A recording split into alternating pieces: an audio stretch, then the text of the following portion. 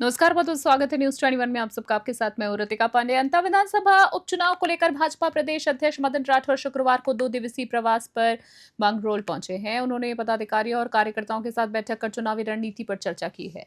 राठौर ने कहा है कि भाजपा ने आम कार्यकर्ता मुरपाल सुमन को प्रत्याशी बनाकर कार्यकर्ता आधारित राजनीति की परंपरा को आगे बढ़ाया। कांग्रेस प्रत्याशी पर भ्रष्टाचार के गंभीर आरोप है।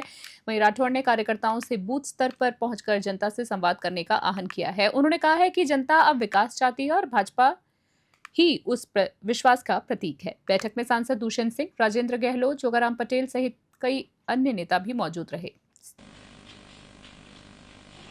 इस उपचुनाव में हमने एक योग्य, सेवाभावी, सामान्य परिवार से एक किराने की दुकान चलाने वाले किसान को उम्मीदवार बनाया है। हम लोग एक राजनीति में शुद्धिकरण चाहते हैं। हम लोग ये चाहते हैं कि मतदाता को यह अवसर मिले कि वो सेवक का चुनाव कर सके। और जैसा कि हमने यह महसूस किया, मैं 2 दिन से इसी इलाके में घूम रहा हूँ और मुझे ये पूरी जो क्षेत्र में घूमने से जानकारी मिली कि हमारे उम्मीदवार को अपार जन समर्थन मिल रहा है। ये हमारे लिए बहुत खुशी की बात है और मैं अंता विधानसभा क्षेत्र के समस्त मतदाताओं का, एक जागरूक मतदाताओं का बहुत बहुत अभिनंदन भी करना चाहूँगा। हम 2 मुद्दों पर चुनाव लड़ रहे हैं। एक तो विकास हमारा मुख्य मुद्दा है और दूसरा राजनीति में शुचिता, एक शुद्धिकरण। ये 2 मुद्दे हैं हमारे। तो पहला मामला जो है हमारे उम्मीदवार का चयन, इसमें हम बहुत आगे बढ़ गए। हमारा उम्मीदवार स्वच्छ छवि का, निष्कलंक ऐसा उम्मीदवार है और वो सेवा की भावना से राजनीति में रहते हुए और इतने प्रधान भी रहे और भी कई क्षेत्रों में काम करते करते और आज एक जन सेवक की छवि वो बना सके।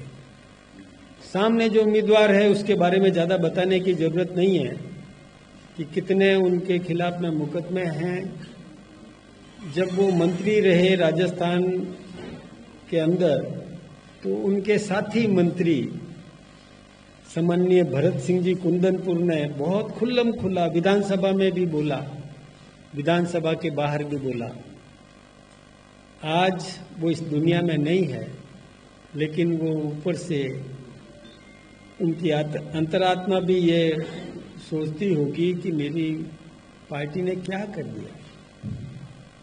दूसरा, उन्हीं के समय के एक दूसरे मंत्री राजेंद्र गुड्डा जी ने भी, जो लाल डायरी के लिए प्रसिद्ध मंत्री के रूप में माने जाते थे, उन्होंने भी और खुल्लम खुला आरोप लगाया था। तो जब उनकी खुद की पार्टी के लोग ही आरोप लगाते हैं तो हमको कुछ आरोप लगाने की जरूरत नहीं है। जनता सब समझ रही है और जनता ने ये निर्णय किया है कि राजनीति में शुचिता बहुत आवश्यक है। इसलिए हमको बहुत माइलेज मिल रहा है, हमारी पार्टी आगे बढ़ गई। दूसरा, हम विकास का जो हमारा मुद्दा है, चाहे केंद्र को ले लें तो केंद्र में भारत की प्रतिष्ठा बढ़ाने में हमारे देश के प्रधानमंत्री नरेंद्र भाई मोदी जी के नेतृत्व में जो सरकार बनी है वो दुनिया में एक बहुत शक्तिशाली नेतृत्व के रूप में और उभर करके आया है। दुनिया के 40 से अधिक देशों ने अपने देश का सर्वोच्च सम्मान हमारे देश के प्रधानमंत्री नरेंद्र मोदी जी को दिया। ये हमारे लिए गौरव की बात है।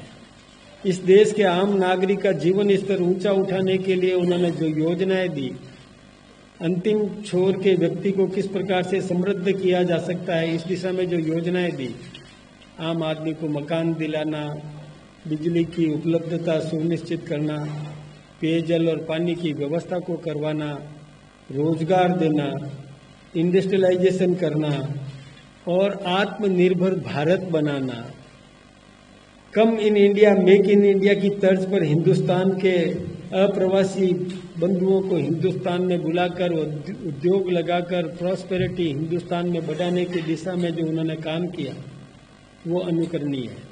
चाहे स्वच्छता से लेकर शौचालय से लेकर और जो कुछ भी उन्होंने किया वो जनता देख रही है। जनता भी मान रही है कि भारत का भक्त, भारत का सेवक आम नागरिक को किस प्रकार से मजबूत करने की सेवा की भावना किसके मन में है वो देख रही है। दूसरा, हमारे पूर्व मुख्यमंत्री आदरणीय वसुंधरा राजे सिंधिया जी ने जो विकास के काम किए, जो बीमारू प्रदेश को और एक विकासशील प्रदेश के रूप में लाने का जो काम किया वो जनता देख रही है। चाहे अन्नपूर्णा योजना हो, चाहे भामाशाह योजना हो, अथवा किस प्रकार से इस क्षेत्र के उन गांवों को भी बिजली उपलब्ध करवा सके, किसान को समृद्ध कर सके, किसान को किस प्रकार से और मिनिमम सपोर्ट प्राइस बढ़ा सके, इस दिशा में भी जो योजनाएं उन्होंने बनाई और विशेष रूप से इस क्षेत्र के लिए जो ERCP की योजना उन्होंने बनाई थी वो आप सबके सामने है। उनकी खुद की सोच इतनी अच्छी थी, उत्कृष्ट सोच थी कि उन्होंने इस प्रकार की योजना बनाई। लेकिन मैं आलोचना करना चाहूँगा गहलोत साहब की सरकार की कि उन्होंने 5 साल तक उस ERCP की योजना पर कुंडली मार के बैठे रहे, 1 इंच भी आगे नहीं बढ़े, काम में कोई प्रगति नहीं की। यहाँ तक कि हिंदुस्तान के जल शक्ति मंत्री ने कई बार बुलाया कि आप राजस्थान के मंत्री को भेजिए, मध्य प्रदेश के मंत्री को हमने बुला लिया है, लेकिन राजस्थान का मंत्री कभी भी नहीं गया। यहाँ तक उन्होंने कहा कि आप अपने सेक्रेटरी को भेज दीजिए, मैं बात करवाने के लिए तैयार हूँ, लेकिन वो सचिव तक नहीं भेज पाए। इसलिए ERCP की योजना ठंडे बस्ते में पड़ी रही, उसमें कोई काम नहीं हुआ। लेकिन ज्यों ही राजस्थान में श्रद्धेय भजन लाल जी मुख्यमंत्री बने, फिर से भारतीय जनता पार्टी की सरकार बनी, तो भजन लाल जी ने सबसे पहला काम ये किया कि मध्य प्रदेश के मुख्यमंत्री के साथ बैठ करके और MOU किया। और उसके बाद आप सबको पता है कि हमारे देश के प्रधानमंत्री नरेंद्र मोदी जी आए, मध्य प्रदेश के मुख्यमंत्री, राजस्थान के मुख्यमंत्री और केंद्रीय जल शक्ति मंत्री CR पाटिल साहब के साथ और राम जल सेतु का शिलान्यास किया।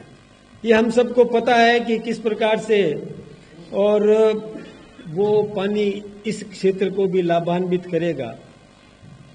हाँ, हमारे जो यहाँ के लोकप्रिय सांसद है जो लगातार 5 बार इस क्षेत्र से जीत करके गए, वो भी कम नहीं है, वो भी पूरी ताकत के साथ इसमें लगे रहे और कोई भी कमी इनको नजर आई उस कमी को भी मुखर होकर के उठा करके और केंद्र के साथ और राजस्थान के साथ और मध्य प्रदेश के साथ उनकी चर्चा भी हुई। केंद्रीय जल शक्ति मंत्री से भी चर्चा हुई, मैं खुद उसमें सम्मिलित था। और जो कुछ भी कमियां रह गई उसको किस प्रकार से पूरा किया जा सके, मिटाया जा सके, इस दिशा में भी काम हुआ। और जो कोई भी थोड़ी बहुत कमी बेसी है तो उसका भी निस्तारण हम सब मिल करके कर लेंगे। इस क्षेत्र को भी पूरी तौर से लाभान्वित करने का काम हमारे और सांसद महोदय ने भी किया और राजस्थान की सरकार, केंद्र की सरकार इनके साथ कंधे से कंधा लगा करके खड़ी है और निश्चित रूप से वो सब भी काम होंगे। जब भजन लाल जी राजस्थान के मुख्यमंत्री बने उस समय बिजली की व्यवस्था नहीं थी। कांग्रेस सरकार ने हमारे प्लांट जो बिजली उत्पादन के केंद्र थे उनको ठप कर दिया। कोयले की जगह लिग्नाइट डालने से वो प्लांट भी ठप हो गए, बिजली मिलती नहीं थी। लेकिन कैसे भी व्यवस्था करके उस समय बिजली उपलब्ध करवाई और अभी सोलर पैनल्स लगाने का काम जो कर रहे हैं, राजस्थान में बिजली की उत्पादकता बढ़ा दी है और हम बिजली पर्याप्त मात्रा में सभी को उपलब्ध करवा रहे हैं। और कुछ समय बाद में आप देखेंगे कि हम बिजली में सरप्लस हो जाएंगे, क्योंकि सोलर पैनल्स है, सोलर और पवन ऊर्जा है और इसके अलावा भी जो हमारे प्लांट्स है वो सारे प्लांट्स बिजली पैदा करेंगे तो बिजली में आत्मनिर्भर बनेंगे। भजन लाल जी ने यह भी प्रयास किया कि कम इन राजस्थान, मेक इन राजस्थान की तर्ज पर प्रवासियों को आमंत्रित किया और राइजिंग राजस्थान को लेकर के और 35 लाख करोड़ के MOU किए और कुछ उद्योग तो मैदान में आ गए जो काम कर रहे हैं। धरातल पर काम कर रहे हैं, प्रोडक्शन में आ गए, ये भी काम होने लगा है। मेरे फालना में भी सेलो कंपनी का एक कांच का ग्लास का यूनिट लगा, वो कांच के बर्तन बनाता है, चाय के कप बनाता है, ये सब काम शुरू हो गए। ऐसे कई काम शुरू भी हो गए, वो रोजगार दिलाने की दृष्टि से काम हुए। कांग्रेस सरकार ने भी एमओयू किए, लेकिन वो धरातल पर नहीं उतरे, क्योंकि वो सरकार अस्थिर थी। और ये सारा मीडिया भी जानता है, पूरा हिंदुस्तान, राजस्थान भी जानता है कि कांग्रेस के गहलोत साहब ने अपने ही उप मुख्यमंत्री को नकारा, निकम्मा कह दिया, और वो अपने अपने समर्थकों को लेकर के, कभी गहलोत साहब अपने समर्थकों को लेकर के होटल में बैठे रहे, कभी सचिन पायलट जी जो उन्हीं की पार्टी के उप मुख्यमंत्री थे, वो अपने समर्थक विधायकों को लेकर के होटलों में बैठे रहे। 5 साल तक राज करने का कोई अवसर नहीं मिला उनको। एक कुर्सी बचाने के चक्कर में लगा रहा, दूसरा कुर्सी को छीनने के चक्कर में लगा रहा, इसलिए वो कोई भी विकास के काम कर नहीं पाए। जो भजन लाल जी ने सरकार में आते ही सबसे पहले ये जो काम किया, उस समय जो एमओयू हुए कांग्रेस के राज में, तो वो उद्यमी समझता है कि ये सरकार ही अस्थिर है और अपने गाड़े पसीने का पैसा इस अस्थिर सरकार के नेतृत्व में लगा दूंगा तो वो सारा पैसा डूब जाएगा। लेकिन भजन लाल जी की डबल इंजन की सरकार है, दिल्ली में हमारी सरकार, राजस्थान में हमारी सरकार, तो उस निवेशक के मन में भी ये भावना है कि निश्चित रूप से जो मैं पैसा लगा रहा हूं वो पैसा पूरा का पूरा उपयोग में आएगा, क्योंकि सरकार स्थिर है, काम चल रहा है, ऊपर से आशीर्वाद है, तो निश्चित रूप से भी हमारा पैसा धरातल पर आएगा, काम होगा। इसके अलावा भी देखिए, पहले पेपर लीक हुआ करता था, जो हमारे नौजवान परीक्षा देते थे, परीक्षा में मेहनत करके परीक्षा देते थे और पेपर लीक हो जाते थे, बार बार पेपर लीक होते थे। भजन लाल जी ने एसआईटी का गठन करके पेपर लीक करने वालों को गिरफ्तार किया, जेलों में बंद करने का काम किया, ये हम सब जानते हैं। इसके अलावा भी देखिए, मिनिमम सपोर्ट प्राइस बढ़ाया किसान का, डबल। मैंने पहले जितनी मिनिमम सपोर्ट प्राइस थी उससे दुगुनी तक कर दी। इसके लिए केंद्र के नेतृत्व को भी धन्यवाद देना चाहिए, और हमारी राजस्थान की सरकार ने भी जो काम किया वो आप सबके सामने। ये सब काम हम जनता के सामने रखेंगे, हम रख रहे हैं, हमारे कार्यकर्ता रख रहे हैं, हमारे यहाँ के और जो जनप्रतिनिधि हैं वो भी बड़े जागरूक हैं, वो भी काम कर रहे हैं। सभी मिलकर के एक मुखी होकर के हम राजस्थान के विकास के लिए कटिबद्ध हैं। आप सबको पता है कि केंद्र सरकार किसान सम्मान निधि दे रही है 6,000 रुपया प्रति वर्ष, उसमें 3,000 रुपया जोड़ने का काम भी राजस्थान की भजन लाल जी की सरकार ने किया। 9,000 रुपया किसान सम्मान निधि के रूप में हम दे रहे हैं। यही नहीं, सड़कों का सुदृढ़ीकरण करना, रेलों का विस्तारीकरण करना, इलेक्ट्रिफिकेशन करना ट्रेनों का, ये सब काम हमारी केंद्र की सरकार ने किया। राजस्थान की सरकार कंधे से कंधा लगाकर उस काम में भी लगी हुई है, विकास के काम कर रहे हैं।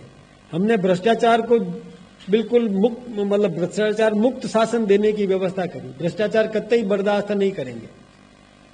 ये सब जनता के सामने जब हम रखेंगे कि हम शुद्ध शासन देना चाहते हैं, तो जनता हमें आशीर्वाद देगी। विकास की कई बातें हैं जो मैं अभी आप सबके सामने भी नहीं करूंगा, क्योंकि आप सब जागरूक हैं और इस क्षेत्र की जनता भी जागरूक है। तो मैं यही आज इन अभी जो उपचुनाव हो रहा है, इस उपचुनाव में, और निश्चित रूप से जनता का आशीर्वाद हमें प्राप्त है, निश्चित रूप से हम ये चुनाव जीतेंगे। हमारा संगठन एक मुखी है।